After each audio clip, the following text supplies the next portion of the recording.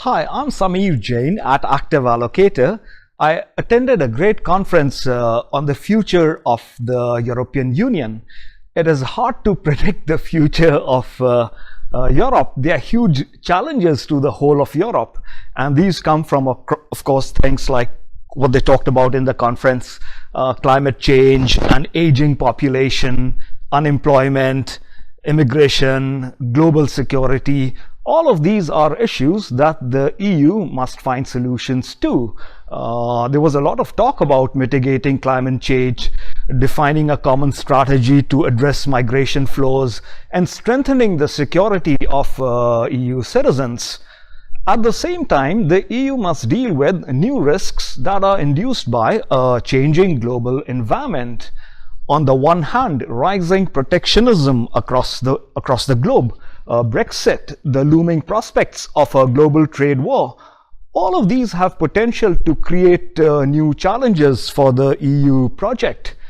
As an American, and looking at it from the US lens, successive US administrations and many members of Congress have long supported the European integration project, viewing it as something that is crucial to European peace and security, and as a way to foster strong US allies and trading partners.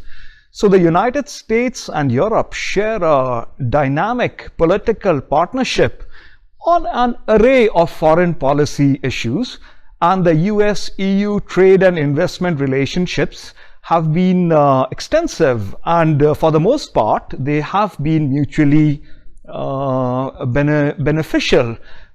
So in the years ahead, much of this may have significant strategic and economic repercussions for the United States.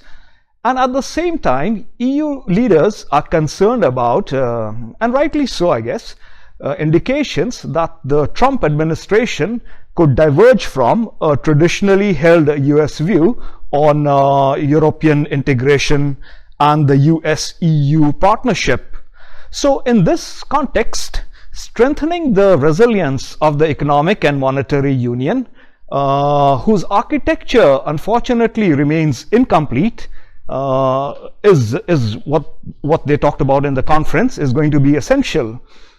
The other thing, on the other hand, another wave of industrial transformations based on megatrends such as digitalization, the acceleration of innovation, heightened sustainability concerns, is expected to raise disparities across different EU territories.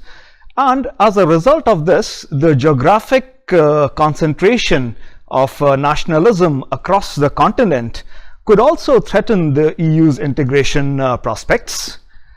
What they felt in this conference is there is growing consensus that European economies must reform to respond to these new structural challenges, some that I just talked about. There were so many more that I don't remember now. The priority, it seems, is to support and design the implementation of structural reforms in EU member states. And there is also general agreement that the effectiveness of EU instruments aimed at increasing the implementation of reforms could very well be improved.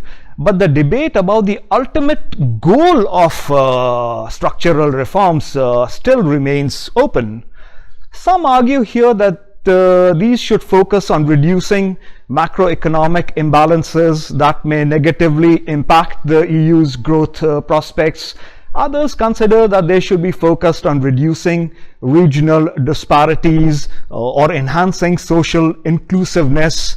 A critical point seems to be to assess the extent to which the EU's new structural reform agenda is able to modernize the European economy while empowering EU citizens in territories that are actually adversely impacted by the acceleration of globalization, the advent of this new phase of technology change.